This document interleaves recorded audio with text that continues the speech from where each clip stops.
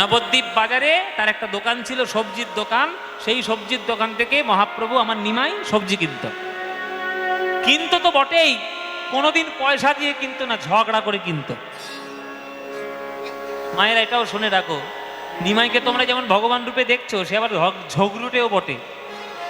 একবার কুট একবার কুচুটে খুব, হ্যাঁ কুচুটে কুচুটে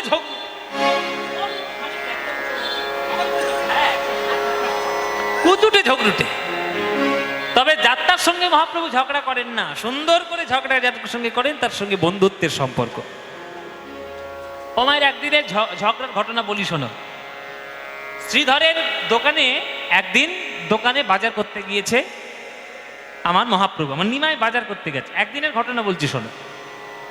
এবার শ্রীধর যে সবজিটা নিমাইয়ের জন্য কিনে নিয়ে আসবে, নিমাইয়ের জন্য কেটে নিয়ে আসবে, সেটা কিন্তু 1,00,000 টাকা দিলেও সেটা কিন্তু বিক্রি করবে না কারোর কাছে। এটা শ্রীধরের নিয়ম। এবার শ্রীধর এসছে, তার দোকানে নিমাই এসছে। সেদিন একটা মোচা নিয়ে এসছে, মোচা। আপনারা তো জানেন মহাপ্রভু মোচার ঘন্ট খেতে খুব ভালো করে বাঁচতেন। এবার নিমাই এসছে মোচাটা নিতে।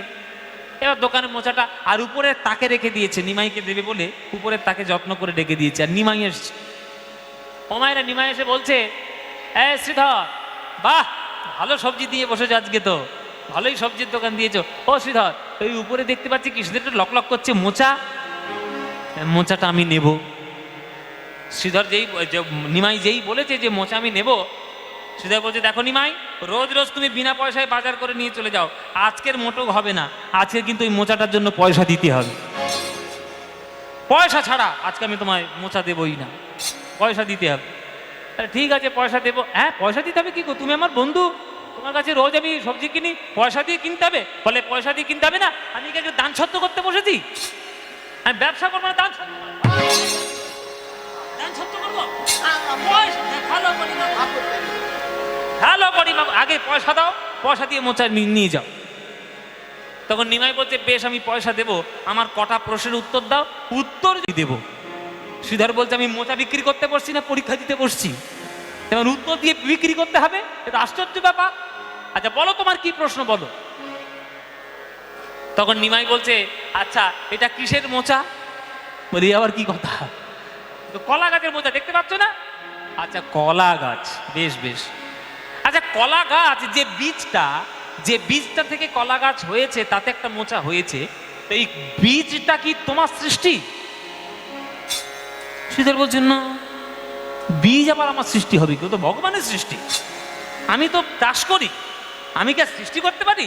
বীজটা ভগবান সৃষ্টি করে রেখেছে, আমি চাষ করেছি। ও আচ্ছা আচ্ছা, ভগবানের সৃষ্টি। আচ্ছা, যে মাটির মধ্যে পুঁতেছিলে ওই বীজটা, ওই মাটিটাও কি তোমার সৃষ্টি? মাটিও তো নয়, ও তো ভগবানের সৃষ্টি। বলে, আচ্ছা মাটিতে পুঁতে যে জলটা দিয়েছিলে, ওই জলটাও কি তোমার সৃষ্টি? জলও নয়, জলও আমার সৃষ্টি নয়।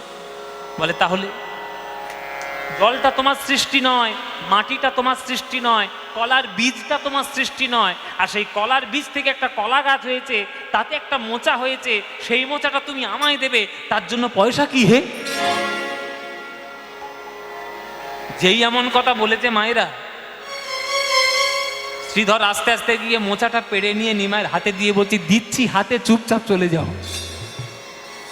হাতে দিচ্ছি, চুপচাপ চলে যাও। তোমার এই যুক্তি যদি 50টা খদ্দের দেখাতে শুরু করে, আমার আর ব্যবসা করে খেতে হবে না, আমার দোকান।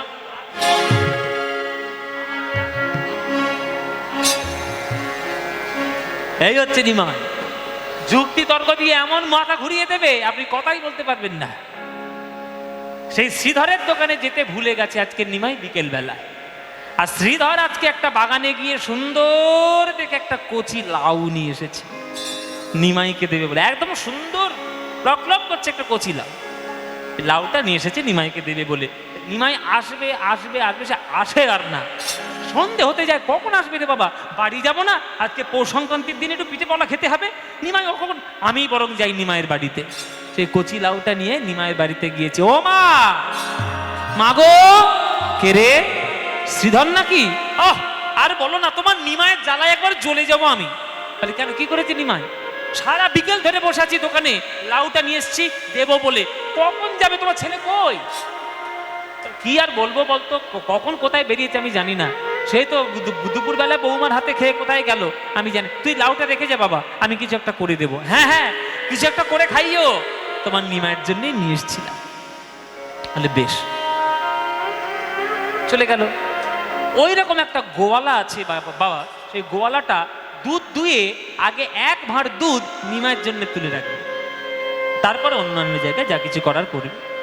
সেই গোয়ালা এক ভাঁড় দুধ দিয়ে গেল। দুধ দিয়ে গেল গোয়ালা, শ্রীধর দিয়ে গেল লাউ। আর সচিমা হচ্ছে একেবারে বাঙাল মেয়ে, পূর্ববঙ্গের মেয়ে, রান্না কি করে করতে হয় সে ভালো করেই জানে। লাউটা কুচি কুচি করে কেটে, একেবারে চিকন চিকন করে কেটে, সরু সরু করে কেটে, দুধটা ফুটিয়ে তার মধ্যে খেজুরের গুড় দিয়ে ভালো করে ফুটিয়ে একটা লাউয়ের পায়েস করে দিল নিমাইয়ের জন্য। ও মায়েরা, লাউয়ের পায়েস খেয়েছো কখনো? লাউয়ের পায়েস? কেউ মাথা নাচছে না, কেউ বলছে হ্যাঁ। খাওনি মায়েরা লাউয়ের পায়েস? খেয়েছো? হ্যাঁ, বাঙালরা হলেই খাবে। এখানে তোমরা বাঙাল কেউ আছো নাকি? পূর্ববঙ্গের বাঙাল অনেকেই আছে। যদি বাঙাল হয় তাদের রান্না তো খেলে কেউ ভুলতে পারবে না। হ্যাঁ, তো বাঙাল মায়েদের, পূর্ববঙ্গের মায়েদের একটা একটা হয়তো ভগবানের আশীর্বাদ। ওরা রান্না এমন ভাবে ওই খোসা পাটা এমন করে দেবে না, তোমায় খেয়ে চেটে পুটেছে শেষ হয়ে যাবে। বাপরে বাপ! আমি একটা জায়গায় গান করতে গিয়ে বিপদে পড়েছিলাম। ও মায়েরা, আমি একটা জায়গায় গান করতে গিয়ে বিপদে পড়েছিলাম এই লাউয়ের পায়েস বলে। সেখানেও নিমাই সন্ন্যাস পালা দিয়েছে। বর্ধমানের ওই ইয়ের দিকে, বর্ধমান টাউনের দিকে কোন একটা জায়গায় গান করতে গেছি। তা সেখানেও নিমাই সন্ন্যাস পালা দিয়েছে। এবার আমি পালাটা করেছি, পালার মধ্যে এরকম লাউয়ের ঘটনাটা বলেছি। সকালবেলায় ঘুম থেকে উঠে দেখি না একটা ভদ্রলোক পার ধারে বসে আছে। সকালবেলা উঠে কি ব্যাপার? হ্যাঁ, এটা প্রণাম করতে এসেছি। প্রণাম করবেন পরে, কি ব্যাপার এত সকাল সকাল? না, আপনার জন্য একটা জিনিস নিয়ে এসেছি। কি বাবা? বলে এই যে আপনি কালকে রাত্রিরে বললেন নিমাই লাউয়ের পায়েস খেতে ভালোবাসে, তাই আমি শুনে সকালবেলায় আপনার জন্য লাউয়ের পায়েস করে নিয়ে এসেছি। সব বোনাস করেছে, আমি একেই মিষ্টি খাই না, আর করেছে লাউয়ের পায়েস। তো এই অবস্থা আর কি। তা লাউয়ের পায়েস করেছে আমার সচিমা। আর চারিদিকে ঘুরে ঘুরে নিমাই আমার সবার শেষে গিয়েছে আমার শ্রীবাস অঙ্গনে।